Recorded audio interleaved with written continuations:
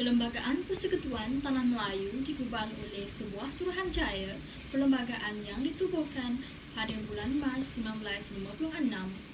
Suruhanjaya ini diketuai oleh Lord Reed dan dianggotai oleh 4 orang hakim dari negara Commonwealth, iaitu Sir Ivan Dennis daripada Britain, Sir William daripada Australia, Hakim bin Malik daripada India, dan Hakim Abdul Hamid daripada Pakistan. Suruhanjaya ini mengemukakan rangka Perlembagaan Persekutuan Tanah Melayu yang merdeka pada bulan Februari 1957. Rangka perlembagaan itu seterusnya dikaji oleh sebuah jawatan kuasa kerja yang mengarungi 11 orang ahli, iaitu 4 orang wakil Raja Melayu, 4 orang wakil Perikatan, Pesuruhjaya Tinggi British, Setiausaha Persekutuan dan Peguam Negara. Setelah melalui pelbagai proses perbincangan dan penelitian, rangka perlembagaan itu kemudiannya dibentangkan dalam mesyuarat Majlis Undangan Persekutuan dan diluluskan pada 15 Ogos 1957. Akhirnya, perlembagaan telah dikuatkuasakan pada 27 Ogos 1957. Perlembagaan Persekutuan kini mengandungi 183 perkara yang terbahagi kepada 15 bahagian. Perlembagaan ini mengandungi pelbagai perkara seperti kuasa kerajaan persekutuan dan kerajaan negeri, bentuk dan tugas yang di-Pertuan Agong, Parlimen, Kabinet dan Badan Kehakiman serta beberapa peruntukan tentang kewarganegaraan, agama rasmi, bahasa kebangsaan, kedudukan istimewa orang Melayu, perkhidmatan awam, hak asasi rakyat dan pilihan raya.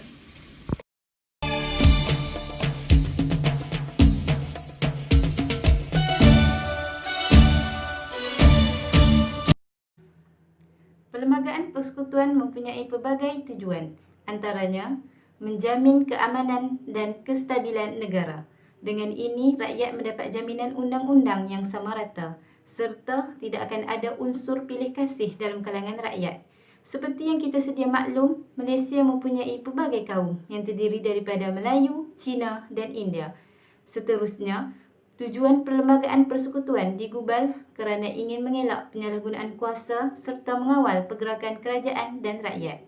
Seperti YDPA serta sistem pemerintahan kerajaan juga tertakluk kepada perlembagaan dan menjamin keadilan kecekapan serta ketulusan dalam sistem pentadbiran dan pemerintahan negara. Akhir sekali, menjadi alat rujukan bagi penyelesaian masalah. Hukuman kepada individu yang melakukan kesalahan adalah dirujuk dalam perlembagaan dan menjadi alat rujukan penyelesaian masalah dan undang-undang tertinggi negara.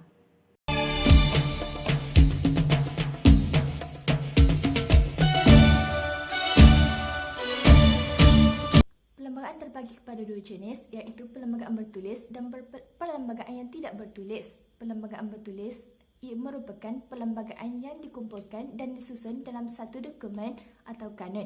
Perlembagaan bertulis terbahagi kepada 3 ciri utama, iaitu yang pertama, kukuh dan sukar untuk membuat sebarang pindaan, melainkan ada peruntukan dalam perlembagaan tersebut yang membolehkannya untuk dibuat pindaan. Yang kedua, Parlimen mempunyai kuasa untuk membuat undang-undang terhadap perkara yang terkandung dalam perlembagaan tersebut. Akan tetapi, Parlimen dilarang untuk membuat undang-undang yang bertentangan dengan kebebasan asasi. Yang ketiga, Mahkamah mempunyai kuasa untuk mentafsir undang-undang dan melindungi perlembagaan. Untuk pengetahuan, Malaysia merupakan salah satu negara yang mengamalkan perlembagaan bertulis. Manakala perlembagaan yang tidak bertulis pula merangkumi semua prinsip perlembagaan yang tidak dikumpulkan dalam satu dokumen. Contohnya, Akta Perlembagaan dan keputusan-keputusan mahkamah. Contoh negara yang mengamalkannya ialah New Zealand, United Kingdom dan Israel.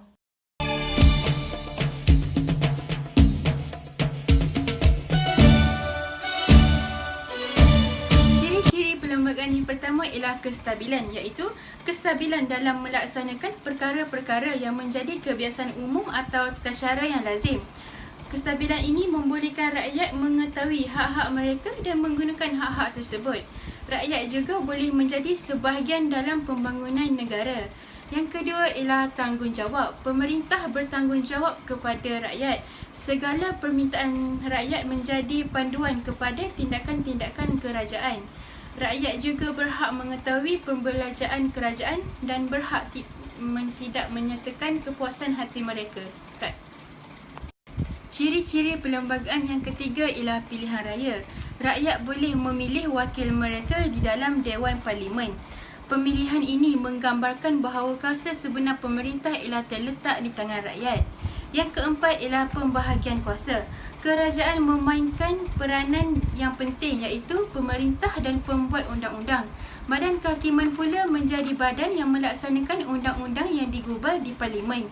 Perlembagaan memperuntukkan kuasa secara jelas supaya tidak berlaku sebarang pertindihan dan penyalahgunaan kuasa. Yang terakhir ialah kerajaan terbuka. Perkara yang tidak sulit hendaklah diumumkan kepada rakyat supaya mereka dapat bertindak, dan segala perbincangan di Parlimen hendaklah diumumkan melalui media massa. Sebagai contoh, perbelanjaan tahunan negara dan pembuatan dasar baru. Sekian, terima kasih.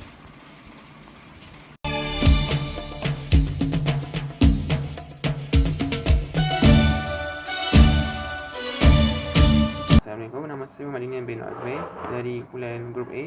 Saya ingin membuat video tentang cara-cara pindaan perlembagaan.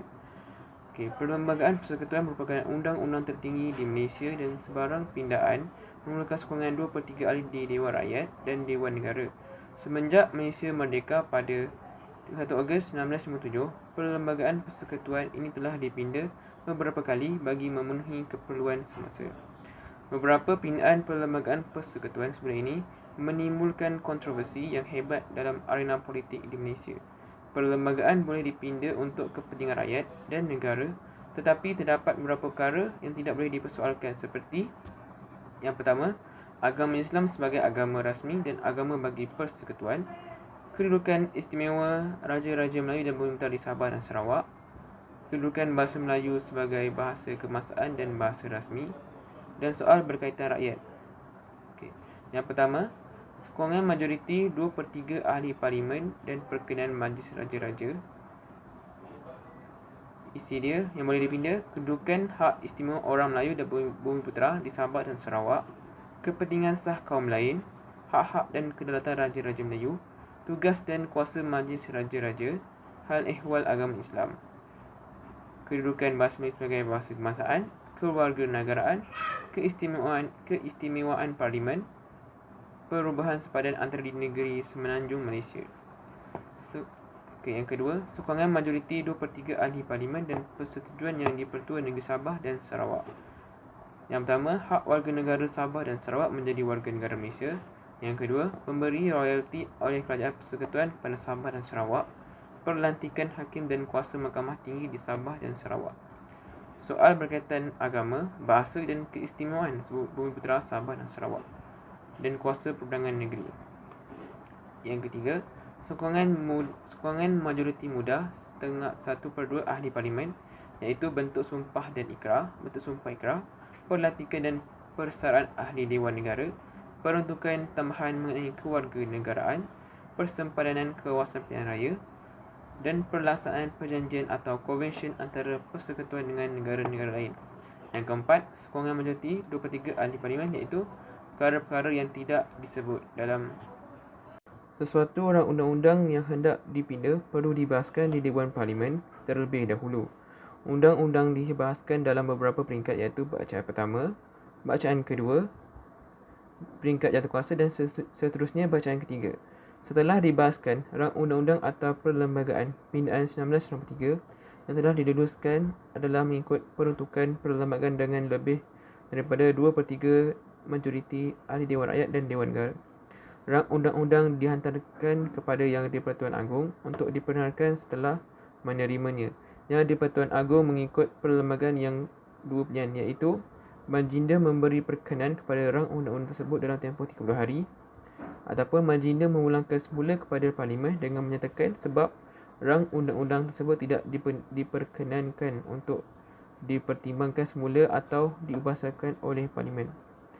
Pengubahsuaian yang dibuat terhadap rang undang-undang berkenaan ialah hasil daripada beberapa perbincangan antara pihak kerajaan dengan pihak raja-raja. Pengubahsuaian ini tidak menjejaskan tujuan utama rang undang-undang Akta Perlembagaan Pindaan 1993 yang diluluskan oleh Parlimen, iaitu menentukan raja boleh didakwa di bawah undang-undang negara. Perbezaannya ialah raja-raja akan dihadapkan ke mahkamah khas sahaja. Peruntukan asal dalam perlembagaan menyatakan raja tidak boleh dihadapkan ke mahkamah biasa dikekalkan.